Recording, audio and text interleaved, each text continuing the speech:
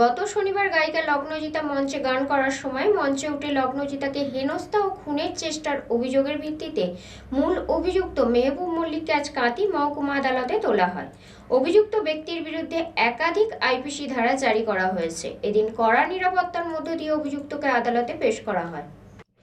গত শনিবার গায়িকা লগ্নজিতা মঞ্চে গান করার সময় মঞ্চে উঠে কর্তৃপক্ষ হেনস্থা খুনের চেষ্টার অভিযোগের ভিত্তিতে মূল অভিযুক্ত মেহবুব মল্লিককে আজ কাঁথি মহকুমা আদালতে তোলা হয়। এদিন কড়া নিরাপত্তার মধ্য দিয়ে অভিযুক্তকে আদালতে পেশ করা হয়।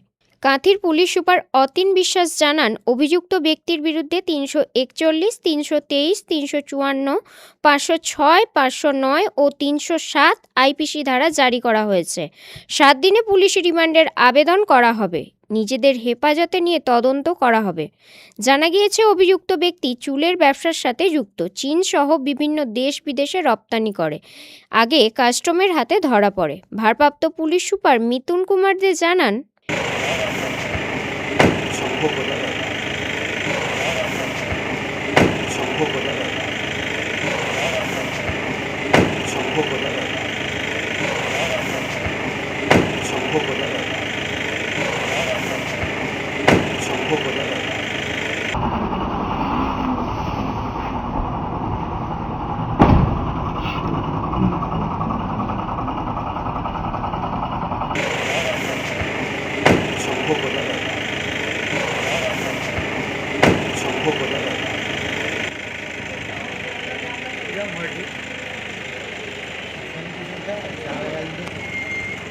এই ঘটনার সঠিক তদন্তের দাবিতে বিকেল 4টায় ভগবানপুর থানায় বিজেপি নেতা শঙ্কুদেব পণ্ডার নেতৃত্বে বিক্ষোভ ও ডেপুটেশন ব্যবস্থা করা হয়েছে।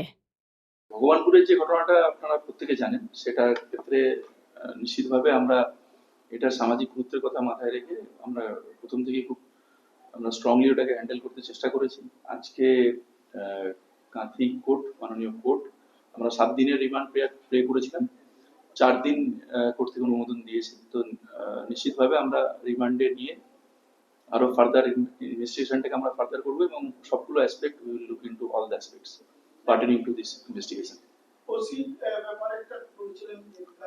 আমাদের চলছে, বিভাগীয় তদন্ত চলছে। আমরা যেটা ফাইন্ডিংস থাকবে সেই অনুযায়ী ব্যবস্থা নেওয়া হবে। এটা মোটামুটি ভাবে আমাদের যেগুলো আছে, যেটা মানে যদি আইপিসি বলা হয়, 354 এবং 307 এই দুটো মেইন ইনগ্রেডিয়েন্ট আছে ওখানে। আমাদের এখন 74 আর 109 হয়েছে পিএনএস এ। তো এগুলো আছে। তার সঙ্গে আমাদের ফরওয়ার্ডিং এ অবশ্যই যেগুলো থাকে সেটার উপর এমফাসিস দিয়েছি, যেটার সোশ্যাল ইমপ্যাক্ট এবং যাতে ফার্দার রিটার্ড হয় এবং কি কারণে এই ধরনের মানে প্রত্যেকে ট্রিগার্ড হলো বিষয়টা, সেটাকে আমরা বেশি করে খুঁজে দেখি। ব্যুরো রিপোর্ট, খবর, বিসিবিএস।